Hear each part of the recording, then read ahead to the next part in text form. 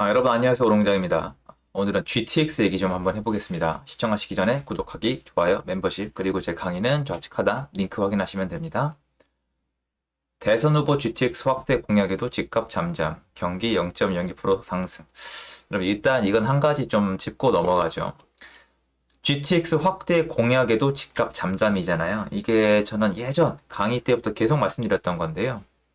여러분 제가 뭐 이제 얘기하면은 좀 편하게 얘기하면은 사실 뭐 7호선 부천의 7호선이 언제 생겼죠? 부천의 7호선. 예, 부천의 7호선은 여러분 제 기억이 맞으면 2002년도에 생겼습니다. 2002년도에 부천 집값 안 올라갔습니다. 7호선만 그런 게 아니에요. 9호선이 강서구에 들어갔을 때도 집값이 안 오른 적이 있습니다. 그리고 나중에 더 올라갔죠. 나중에 왜 올라갔죠? 예, 수요 공급상 공급이 부족해지고 사람들이 몰려드니까 아무래도 교통이 있는 곳으로 간 거죠. 출퇴근이 가능한 곳으로 밀려 나온 곳인 거니까요. 그런데 우이신설 경전철을 개통했을 때 안 올랐죠. 그리고 김포 골드라인 생겼을 때 안 올랐죠. 대곡 소사 원시선 부분적으로 안 오른 곳도 있죠. 그러니까 다시 얘기해서 지하철이란 것 자체는 집값이랑 직관되어 있진 않아요. 모든 것은 여러분, 이 모든 것은 집을 살 수요를 데리고 올 수 있냐 없냐요. 여러분에게 물어보세요. 여러분이 집을 골라요. 그럼 처음에 뭘 보죠? 이거죠. 여보, 나 출퇴근 어떻게 해? 나 거기 이사 가면 우리 출퇴근 얼마나 걸리지? 나는 1시간 걸리고 와이프는 40분 걸리는구나. 오케이. 이러면 돼요. 그런데 갑자기 와이프는 40분 걸리는데 나는 왕복이 한 6시간 걸린다. 그럼 못 가는 거잖아요. 그런데 대중교통이 어떤 역할을 해주죠? 원래는 왕복이 6시간이 걸려야 되는데 대중교통이 생기면서 왕복이 2시간이면 된다. 그러면 가능해지죠. 그러면 지하철이 없을 때 이 지역은 살 수 없지만 지하철이 있으면 이 지역은 사도 되죠. 모든 건 수요와 공급이고 어떤 수요가 이 집을 골라도 되는지 안 되는지는 일단 첫 번째로 이 사람이 돈을 벌 수 있는 곳으로 갈 수 있냐 없냐. 무슨 말이냐? 결국 다 돈이에요. 대중교통은 돈이에요. 대중교통은 일자리예요. 집은 돈이에요. 다 통한단 말이에요. 근데 GTX 확대 공약에도 집값 잠잠? 당연한 거 아닙니까? GTX 확대 공약이랑 무슨 상관이에요? 그리고 공급 계획이랑 다르잖아요. 공급 계획이 무슨 소용인데요? 공급이 중요한 거죠. 그러니까 다 나눠서 보셔야 돼요. GTX가 저게 실제로 완성돼도 이럴까요? 완성이 되면은 매매가는 몰라도 전세가에는 영향을 미치겠죠. 왜? 출퇴근이 불가능한 지역에서 출퇴근이 가능한 지역으로 갈 테니까요. 이런 차이점을 아셔야 되는데 많은 분들이 여전히 부동산을 완전 투기꾼들이 100% 잠식한 주식의 어떤 테마주나 아니면 동전주랑 비슷하게 보시는 것 같아요. 그러니까 호재가 터지면 와 몰려가고 호재가 없어지면 쫙 빠지고 이런 적 없어요. 요새는 없다는 거죠. 예전에 있었죠. 예전에 여러분 그 중동머니 들어온다고 스마트시티 저기 검단 신도시 스마트시티 기억나세요?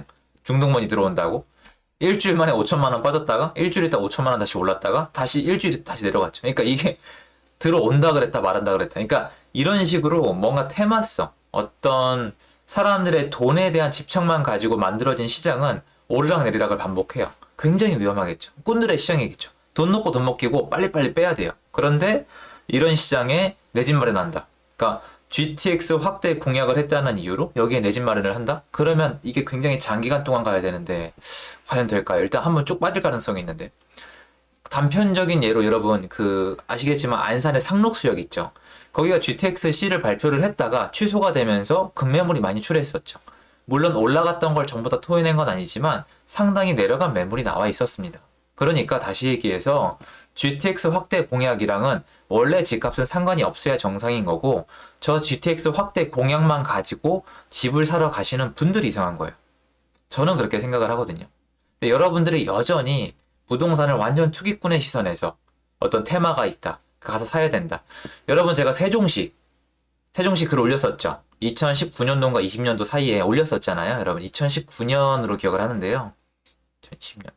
세종시 사지 말고 대전시 사라고 말씀드렸죠. 욕 많이 먹었습니다. 그런데 어떻게 됐죠? 그때부터 지금까지 올랐던 거 지금 다 토해냈죠. 왜 그럴까요?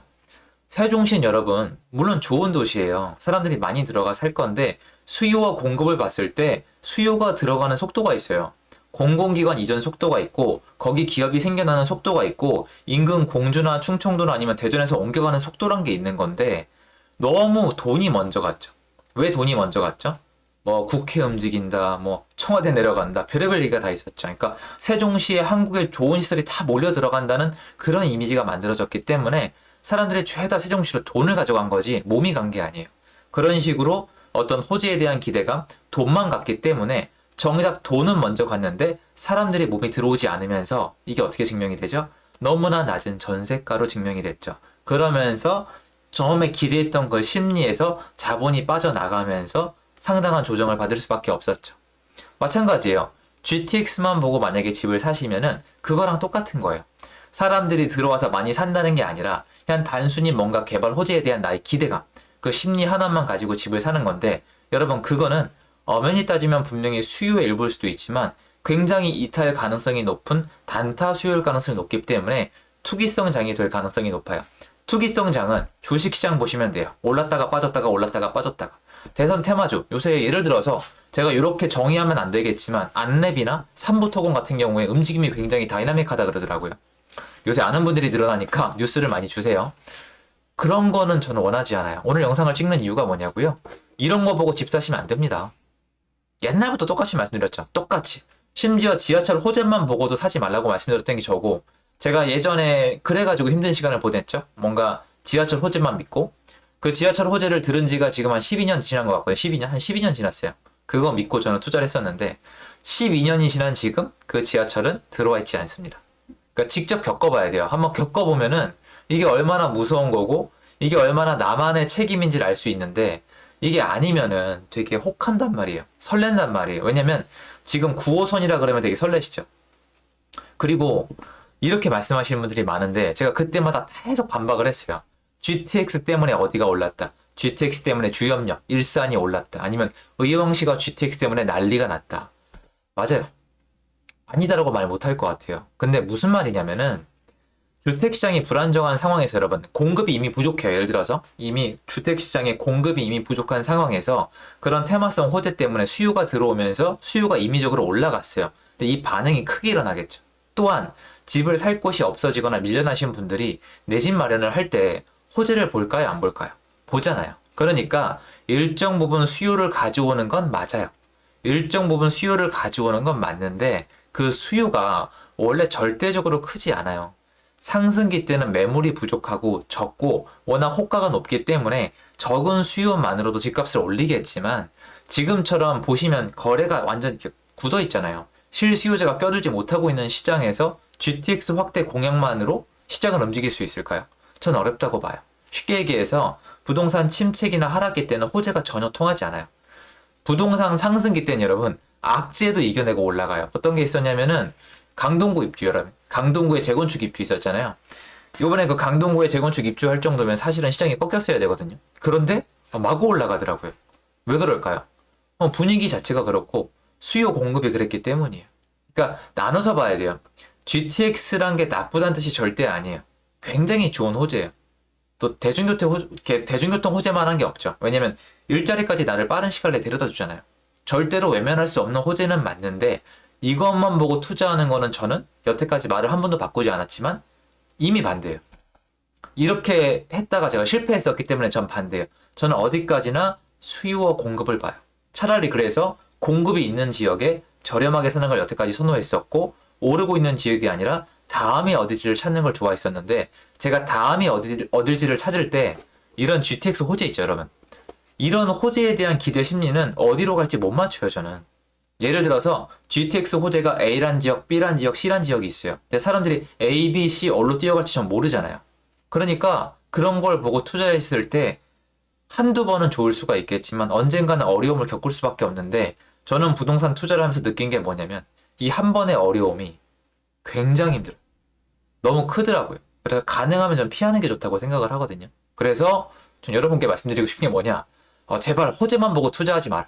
그러니까 이 얘기 하면은 나중에 또 얘기를 들어요. 너 때문에 놓쳤다. 저 호재 때문에 오르지 않냐. 근데 저는 그래도 그러니까 그 호재 때문에 수요가 몰려 들어오고 돈이 몰려 들어와서 올라가는 건 전 할 말이 없는데 저는 그러함에도 그거 보고 투자하지 않아요. 여러분 저 영상 올렸던 것 중에 예전에 마이너스 제가 저기 몇천 날리고 판 게 있어요. 몇천 날리고 판 게 있거든요. 물건이. 그거 왜 그런지 아세요? 그게 재개발 조합도 설립이 안 됐는데 그게 재개발 될 거라는 걸 가지고 산 거예요, 여러분 제가. 그러니까 재개발 거기가 해지가 됐었는데 다시 동의서를 구하고 있었거든요. 그러니까 재개발이 다시 갈 거다. 지금 분위기 너무 좋다. 동의서 거의 다 걷었다. 그것만 가지고 산 거예요. 근데 어떻게 됐죠? 안 돼요. 될 수도 있겠죠. 근데 저는 사람들이 얘기하는 호재만 보고 산 거예요. 그런데 정작 거기에 제 뒤에 수요가 따라 들어오는지는 아무도 전 생각을 안 한 거죠. 제가 심지어 어느 정도 실력이 쌓인 다음에 한 행위예요. 그러니까 할 말은 없어요. 돈을 날려 마땅해요. 제가 100% 잘못했어요.